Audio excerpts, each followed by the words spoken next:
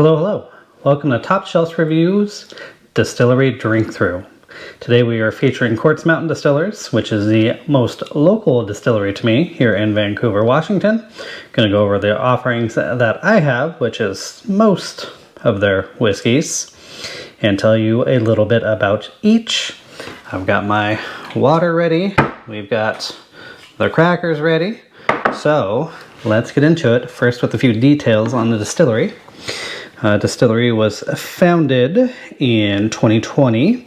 They are located at 4601 Northeast 78th Street in Vancouver, Washington, number 220 there. And you can find them at quartzmountaindistillers.com. So let's get into the actual products. First, we have an honorable mention here, and that is their vodka. This particular one is their raspberry habanero flavored vodka. They've got quite a lineup of different flavored vodkas and moonshines. I would say they have some of my favorite noses in the game, especially when it comes to the vodkas, but with all of their products. So I mean, even from here, this smells not necessarily of habanero, but of raspberry. And just about all of their vodkas and shines that I've tried, from the nose, blind, I'd be able to tell you probably 90% of the time what it was. So kudos, they do a great job there. Flavor to me is always kind of smooth and mellow, not overly sweet or punchy. The heat on the habanero is really, really nice. That's why my wife convinced me to pick some up to try. Fingers crossed we didn't just wreck the palate with the habanero there, but that's why we've got water and crackers there. But they have some fantastic offerings. They also make some great gins. I don't have a bottle with me currently, but I have picked one or two up in the past, and I've tried all of their offerings. They do make some really good gins, including, I want to say, some Navy Strength. So if you're in the Vancouver area and want a locally made gin, give them a try. As far as the whiskeys go, we're just going to go in order of proof to make things easy. So we're going to start with the rye and then work our way through their whiskeys and bourbons. We'll get into some more detail on that, but first let me cleanse my palate and then we'll get back into it. So starting here with their Riders Camp Rye, this is batch 1 coming in at 94 proof. They use locally sourced rye, locally sourced ingredients whenever they can, so coming out of Washington. This is a 4-grain rye mash, which has rye, wheat, barley, and corn. It was, let's see here, barreled on December 11th, 2021 in a 25-gallon medium toast number 2 char. Had a barrel entry proof of 120 proof. And then it was harvested on June 11th, 2024. Very classic rye nose, anise, spearmint, kind of herbal notes. Sweet on the palate, a little bit of leather. The mid palate and the finish get more rye forward. There's even a little kind of wheat funk, maybe some barley influence in there. It's a really nice, kind of classic, but also not classic at the same time rye. Yeah, I like that one quite a bit. Let's see here if we have price on this. I want to say it's $69, but I will verify that. The Riders Camp Rye is coming in at $59 there on their website. Do believe they can ship if you're local in Washington. Can find them at the local Total Wine here as well. Now, moving on to some of their other whiskeys here. Next up, we have the wine cask finished whiskey. Now, you may note this is a whiskey on the label. There is some legal things going on there, so I do believe this is a 4-grain bourbon mash, more than likely. The mash bill does contain corn, wheat, caramelized barley, and rye. It was aged in 25-gallon medium toast number 2 char barrels from July 24th of 2021 to July 15th of 2024. Then they put it into a finishing barrel. It was a Cabernet wine barrel. It was a French oak coming from Pomeroy Cellars out of Yakult, Washington. It went into that barrel at 104 proof, and there was a 604 bottle yield. Bottle goes for $69, comes in at 93.8 proof. Definitely some good oak presence on the nose. It does seem a little sweeter, like juicier to me. a lot of their whiskeys are very, what I would call like earthy or almost savory. So notes of, you know, dark wood, leather, tobacco, those kind of things. This one a little on the sweeter side as far as the nose goes. Lots of caramel. To me, there's kind of a grape jam note at the end. Without that, I don't know that tasting it, I would necessarily say it's like some sort of finish. But I guess there are kind of some Angel's Envy vibes there. But definitely a easy drinking, but still complex enough to pick apart. I like the sweetness that the wine cask adds. Doesn't give a lot of dryness and that kind of thing. And for its price point at $69, it's a pretty good value in my opinion, even though it's only a few years old, 3+. It is a fantastic whiskey, probably one of my favorites out of Quartz Mountain. Next up, we have the maple syrup cask whiskey. Again, I do believe it is a bourbon mash bill. This one a 3 grain with corn, wheat, and barley. It was aged, let's see, February 28th to 2020. It went into the barrel for 2 years.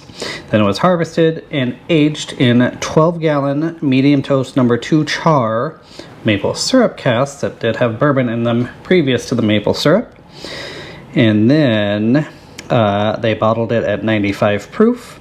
I believe this one went for $69 if I'm not mistaken. Could have been $59. Don't see it available on the website anymore, so probably sold out. So lots of oak on the nose, a bit of ethanol in there even for the 95 proof. This is not, I've got some other maple syrup finishes that taste like you added a little bit of whiskey to maple syrup. This does not give off those vibes. It does have a different mouthfeel to me than a lot of their other whiskeys.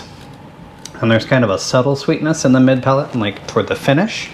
But up front you do get those kind of darker tobacco, earth. But there's still some caramel and definitely that maple in there. But you almost have to go looking for it. Like on the end when you kind of exhale, there you go. Is that syrupy? Kind of pancakes vibe. But initially it's not a syrupy sweet, you know, dessert whiskey by any means. So this is kind of a fun one to help compare. So I've got some others from like Portland Distillery. And it is very maple syrupy. Not quite like a Crown Royal or something, but you know, syrupy sweet. And this is just a nice contrast. I think Darren and Randy did a great job of blending this. I think they blended 5 barrels together to release this, and fantastic job. Approachable. It's still sweet, kind of easy drinking, but not so syrupy sweet that that's hard to get down. Next up, we have their sherry finish, Pedro Jimenez sherry, specifically Spirit. Why this is a spirit and not a whiskey, I do not know, because I do believe it is made with a 3 grain bourbon mash, which they say has corn, wheat, and barley in it.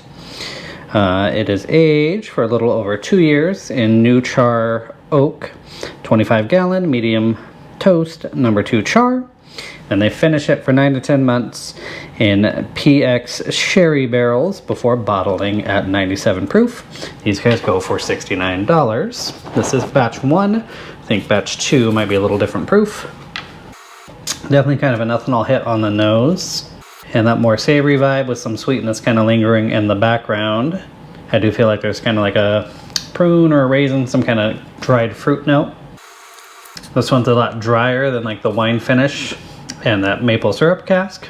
So starting to get more highlights on the tobacco, the earth, but still a well-balanced, doesn't drink like a 97 proof in my opinion. If I were to guess, I'd probably say probably like a 90 proofer, maybe a little lower than that. But the flavor is rich. It's got a really good nose on it. I think they've taken some classes from Nancy Fraley. I think that is showing. So all of their products seem to smell fantastic. Although they don't taste great, but man, they smell really good. So yeah, just a little drier. There's definitely a little fruity sweetness on the finish there. So it goes kind of from savory to slightly sweet. But definitely a very nice, complex whiskey there. Next up, we have their stout barrel. This is an Imperial Stout finish whiskey. This one is batch 2. This coming in at 97 proof. I want to say these are a little more expensive. They're not on the website currently, but I think it was like $79 or $89 for the bottle. This was a collaboration with Brothers Cascadia. It is a 3 grain mash bill, corn, wheat, and barley. So I assume they're bourbon mash there. It was aged for over 2 years in 25-gallon medium toast number 2 char barrels before finishing for just over a year in the Imperial Stout barrels, which had previously held some Eagle Rare. And then it looks like they got 289 bottles out of that batch. It went into the finishing barrel at 118.56 proof. And again, they bottled it at 97. This is my most recent purchase from them, I think. No, that's a lie. The bottle and bond is. Got this at a charity auction. Initially, upon release, I didn't love it. So I wasn't willing to spend the money, but for a good cause, obviously. It's a really unique nose. Like there's like a caramelized maltiness to it. Probably some of that beer influence. But not as much like dark chocolate and cocoa kind of vibes as I would think for something imperial finished. The beer influence shows up a lot on the palate. It's kind of like a sweet malty chocolate note. Definitely a very nice finish. Again, nicely balanced. I think they proofed well. Not overly sweet, but not watered down. So yeah, nicely balanced throughout. I think you do get a lot of the beer finish initially, and then it kind of tapers off into that savory tobacco, earth, leather kind of notes. But a very nice, approachable. Again, doesn't drink like a 97 proof, being that it's still, 3+ years old. It drinks a lot older than that. They did a really good job on that. Has won multiple awards. We have the 2024 International Spirits Competition Best of Category. We've got a gold medal from the 2024 International Spirits Competition American Distilling Institute, and a gold medal from the 2024 Spring Tasting Competition, the John Barleycorn Awards in Kentucky. So fantastic job on that one. I think it might have been featured in Forbes even. Only downside, this wax. If you saw my Fresh Crack Friday, saw me nearly in my life trying to get that thing off of there. I hate wax in general. I get it, it looks cool, especially the red with the yellow. Careful you don't dribble, you'll get sued. But a fantastic whiskey. Again, great nose. To me, that is the most finish forward of the different finish ones we've had.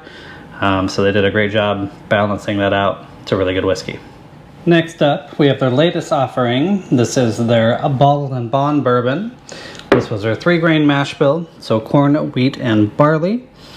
It was barreled in 53-gallon medium toast number 2 char barrels on June 4th, 2020, and then bottled on June 25th, 2025.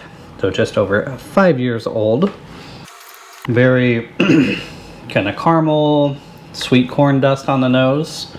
Definitely the most whiskey smelling of the group. The first non-finished one, or rye so far. Kind of classic bourbon. There's vanilla, oak, caramel on the palate. Does not drink 100 proof in my opinion. It's kind of been my story on all of these. The oldest offering by a long shot so far. Still approachable. Tight, slightly more toward the savory than the sweet like I prefer. But still a very well balanced and delicious whiskey. So that is their Bottle and Bond. Comes in a square bottle. When I asked Darren why, said because it's not round. Sure, wax dipped, probably just to annoy me I guess, but at least he showed me how to score it and get it off safely without nearly putting out my eye. So thank you for that pro tip there, Darren. But a fantastic offering, coming in at $69, that Bottled and Bond. Next up we have their straight bourbon. This is their 4-grain, I believe, batch number 1, coming in at 101 proof, a little over 2 years old. This mash bill is their corn, wheat, rye, and barley. And it was into the barrel December 13th, 2020.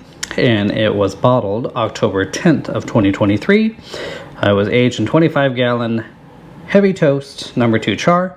Went in at 120 proof, bottled at 101. They got 122 bottles out of that batch. Now, 4-grain whiskeys are not typically my cup of tea.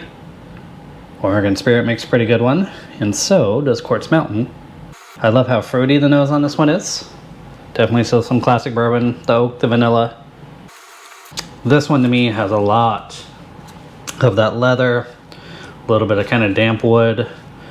The tobacco's in there, it's a little earthy. So like after getting back from a backpacking trip, kind of some mossy vibes in there. Slightly vegetal, but still sweet. The oak presence is really heavy for as young as it is. So they always do a good job. It must be the smaller barrels and just their knack for making good whiskeys here at Quartz Mountain. Definitely more toward that savory side. Probably make for a fantastic cocktail, although at $69, spinny bottle to mix. But fantastic neat, especially if you tend toward that savory side of things. The final one for my collection is the Barrel Strength. This is a bourbon coming in at 110.2 proof. It is a 4-grain mash bill of corn, wheat, caramelized barley, and rye. Medium toast, 25-gallon barrel, number 2 char, aged for 2 years, and bottled at 110.2 proof. I want to say this guy comes in at $69, $65. Get a little proof on the nose there, but definitely some sweetness. A little bit of oak, smells sweeter than the straight, the 101 proof. Yeah, to me it's a little sweeter up front. Kind of a sweet corn, like a marshmallowy oak, if that makes any sense. Surprisingly short finish for 110 proof, but easy drinking. Tastes more mature than that 2-year age statement would lead you to believe. And as far as 4 grains go, one of my preferred. A little bit of that wheat and kind of barley funk in there, but not nearly as much as some others. So definitely a nice easy drinking bourbon. So those are the whiskey and 1 vodka I have from Quartz Mountain Distillers in Vancouver, Washington. If you're in the Vancouver or Portland, Oregon area, feel free to drop by their distillery. They offer free tastings. They've got some fantastic products, super friendly staff, nice merch. So worth a check out if you're ever in that area. For more information on the Quartz Mountain whiskeys and the other whiskeys you see on this channel, check out topshelfbackpacking.com. And until I see you again, cheers.